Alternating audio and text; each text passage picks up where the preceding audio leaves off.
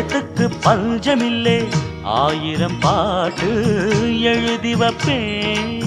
நீ ஒரு பாட்டு பாடிட கேட்டு பூவென நெஞ்சு பூத்ததையா.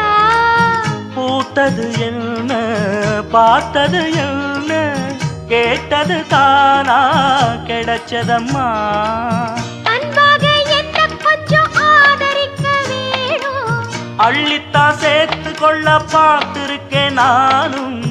ஆசைய நான் தான் மறைச்சு வச்சேன்.